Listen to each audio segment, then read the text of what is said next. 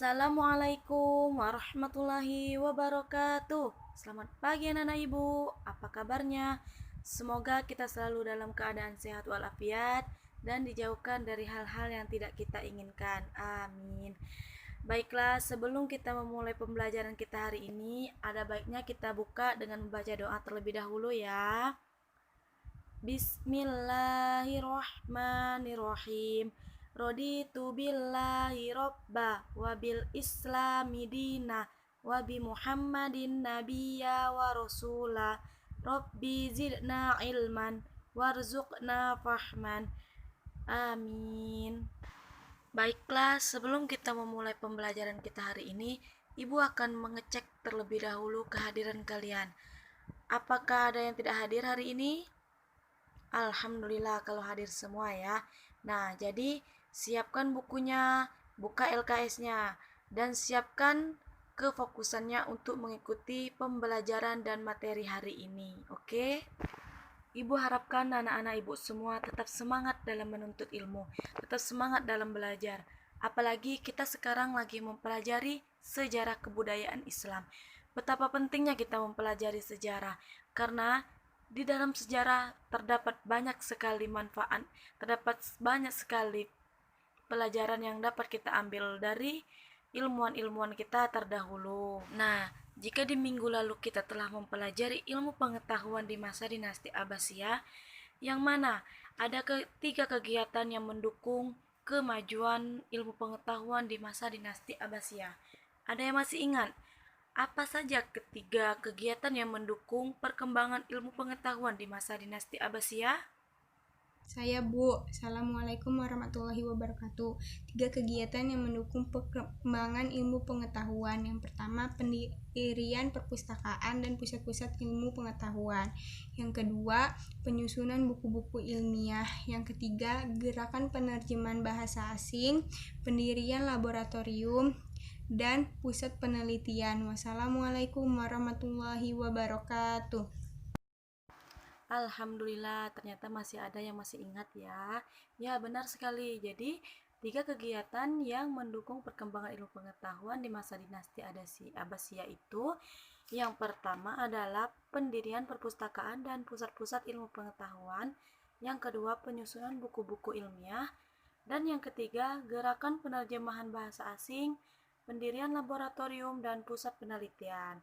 Nah, jika di minggu lalu kita telah mempelajari ilmu pengetahuan di masa dinasti Abbasiyah, maka di minggu ini kita akan membahas perkembangan ilmu agama di masa dinasti Abbasiyah.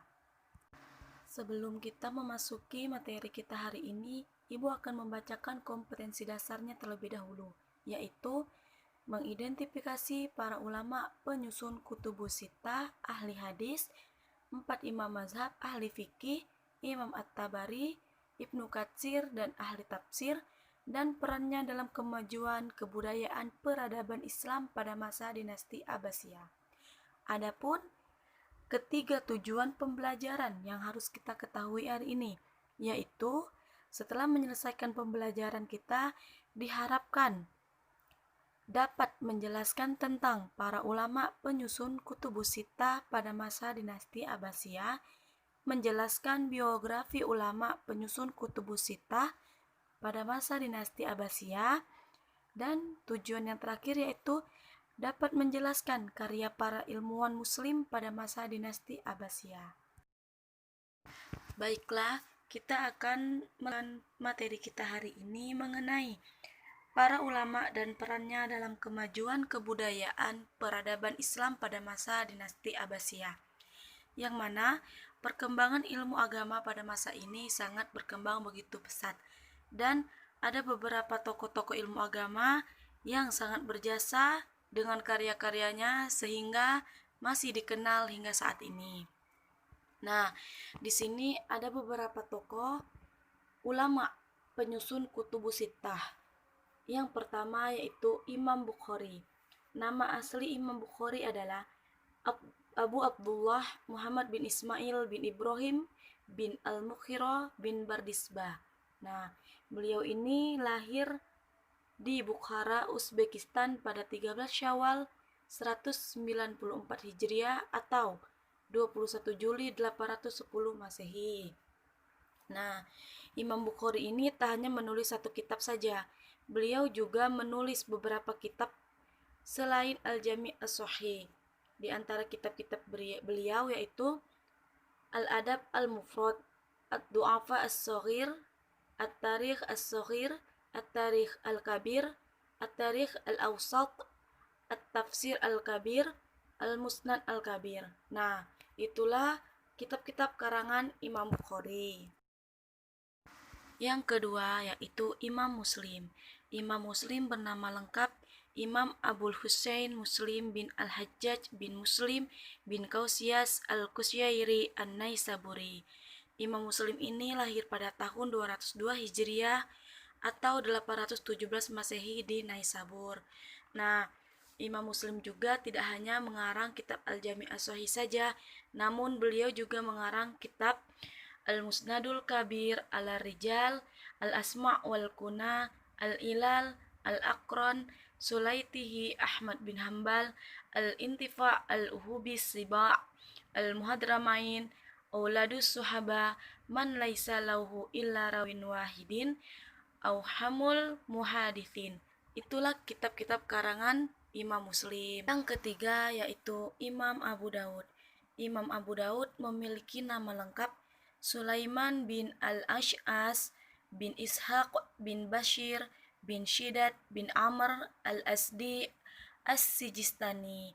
Beliau lahir di Sijistan tahun 202 Hijriah atau 817 Masehi. Nah, Abu Dawud ini adalah seorang ilmuwan ahli hadis yang sangat teliti.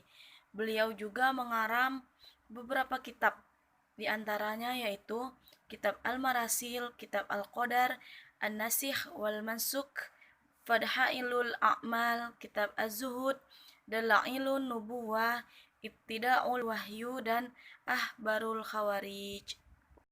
Selanjutnya yaitu Imam Tirmizi. Nama lengkap Imam Tirmizi yaitu Imam Al-Hafiz Abu Isa Muhammad bin Isa bin Saurah bin Musa bin Ad-Daha Sulami At-Tirmizi. Beliau lahir pada tahun 209 Hijriah di kota Tirmidz.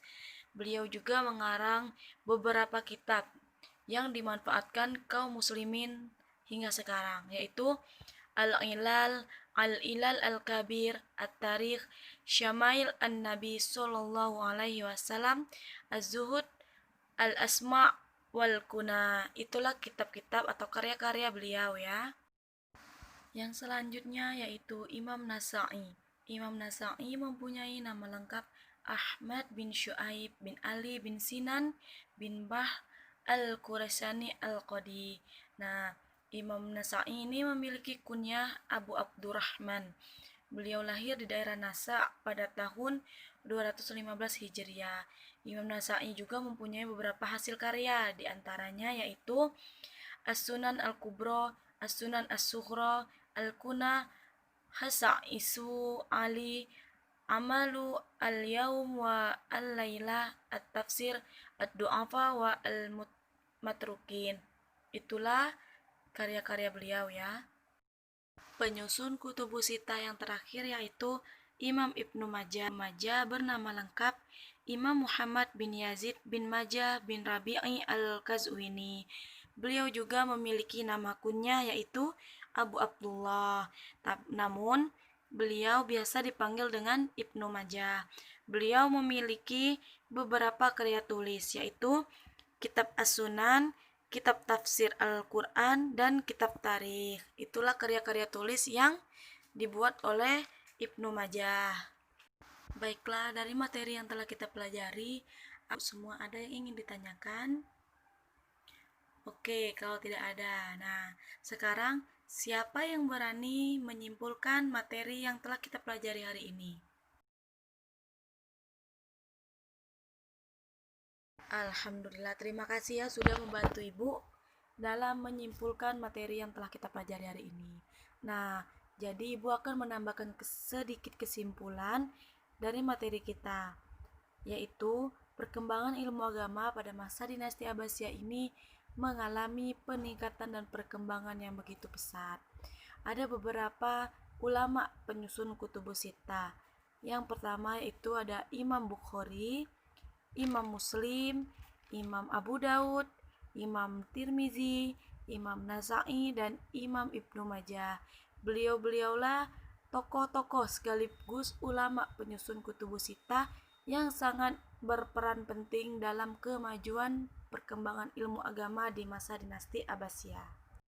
Baiklah, Ibu akan mengadakan evaluasi kepada anak-anak semua.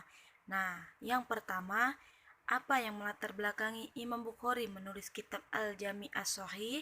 Yang kedua, kitab Al-Muwatta merupakan salah satu karya terbesar dari. Yang ketiga, Jami' Al-Bayan fi Tafsir Al-Quran adalah nama lain dari kitab. Dan yang terakhir adalah sebutkan karya-karya Imam Muslim selain Al-Jami' As-Sahih. Nah, itulah evaluasi yang Ibu adakan kepada anak semua. Siapa yang berani menjawab, silakan maju ke depan ya. Nah, mungkin berakhir sudah pertemuan kita pada hari ini. Kita lanjutkan pertemuan yang akan datang ya. Nah, jadi anak-anak Ibu semua tetap semangat dalam belajarnya. Mungkin pertemuan kita sampai di sini. Kita akhiri dengan lafaz Alhamdulillahirabbil alamin. Wassalamualaikum warahmatullahi wabarakatuh. Terima kasih telah menyaksikan.